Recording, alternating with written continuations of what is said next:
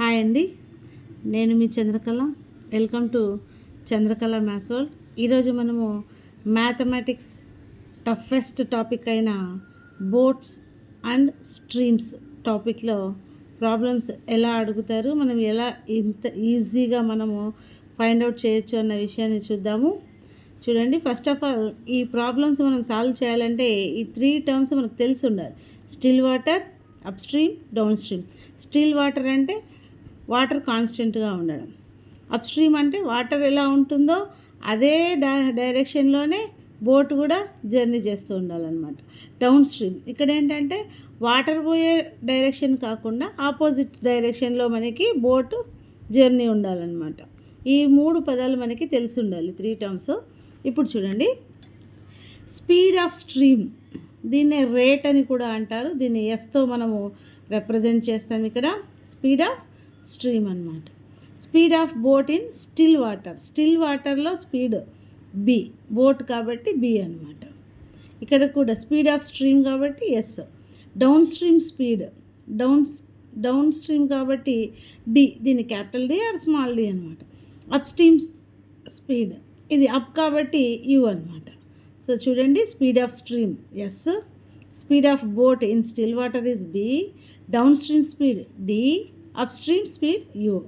ఈ టర్మినాలజీ మనకు తెలిసి ఉండాలి. ఈ టర్మినాలజీ ఇప్పుడు ఫార్ములాస్ చూద్దాం. చూడండి, D equals to B plus S. అంటే డి అంటే ఏంటి, ఇక్కడ down stream speed equals to B అంటే boat, speed of boat in still water, plus S అంటే స్పీడ్ ఆఫ్ స్ట్రీమ్ అనమాట. ఈ రెండింటిని యాడ్ చేస్తే మనకి D equal to B plus yes వస్తుంది. Next you equal to B minus yes. You అంటే up stream speed కావాలి. అప్ స్ట్రీమ్ స్పీడ్ కావాలి అంటే బోట్ స్పీడ్లో నుండి స్పీడ్ ఆఫ్ స్ట్రీమ్ అనేది తీసేయాలి, స్టిల్ వాటర్లో అనమాట.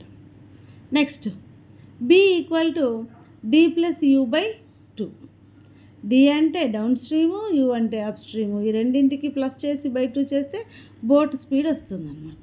Next S, speed of stream అనమాట. D minus U by 2. D అంటే డౌన్ స్ట్రీము, యూ అంటే అప్ స్ట్రీము. దానికి మైనస్ చేసి బై 2 చేస్తే మనకు స్టిల్ వాటర్లో బోట్ స్పీడ్ అనేది తెలుస్తుంది అనమాట. ఈ ఫార్ములాస్ 4 తెలిసినట్లయితే మనకు ప్రాబ్లం ఏ విధంగా ఇచ్చినా కూడా మనము ఈజీగా సాల్వ్ చేయొచ్చు. చూడండి, D equal to B plus S, U equal to B minus S, B equal to D plus U by 2, S equals to D minus U by 2. ఈ 4 ఫార్ములాస్ తెలిసినాయి. ఇప్పుడు ఒక ఎగ్జాంపుల్ ప్రాబ్లం చూద్దాం. A boat travels 6 kilometers per hour in downstream and 4 kilometers per hour in upstream. Find the speed of boat in still water. చూడండి, మనకి ఏమి ఇచ్చారు, D ఇచ్చారు, యూ ఇచ్చారు, డౌన్ స్ట్రీము, అప్ స్ట్రీమ్ ఇచ్చారు. ఏం కావాలి, స్పీడ్ ఆఫ్ బోట్ ఎస్ కావాలి, ఇన్ స్టిల్ వాటర్ బి కావాలి. సరే, బోట్ యొక్క స్పీడ్ కాబట్టి బి కావాలి. బి కావాలి అంటే మనకు ఫార్ములా ఏంటి, D plus U by 2. So down stream up స్ట్రీమ్కి ప్లస్ చేసి బై 2 చేయాలి. సో 6 + 2 10/2 అవుతుంది. 5 కిలోమీటర్ పర్ అవర్. బోట్ యొక్క స్పీడ్ ఎంత అంటే 5 కిలోమీటర్స్ పర్ అవర్. ఈ 4 ఫార్ములాస్ మనకు తెలిసినట్లయితే ఇచ్చిన ప్రాబ్లం ఏదైనా సరే ఈజీగా ఫైండ్ అవుట్ చేయొచ్చు అనమాట. మీకు దగ్గర ఒకవేళ ఎగ్జాంపుల్ ప్రాబ్లమ్స్ ఉంటే సాల్వ్ చేసి చూడండి, ఈ ఫార్ములాస్తో వస్తున్నాయో లేదో చెక్ చేసుకోండి. ఇలాంటి మరిన్ని వీడియోస్ కోసం సబ్స్క్రైబ్ చేసుకోండి Chandrakala maths world. Thank you.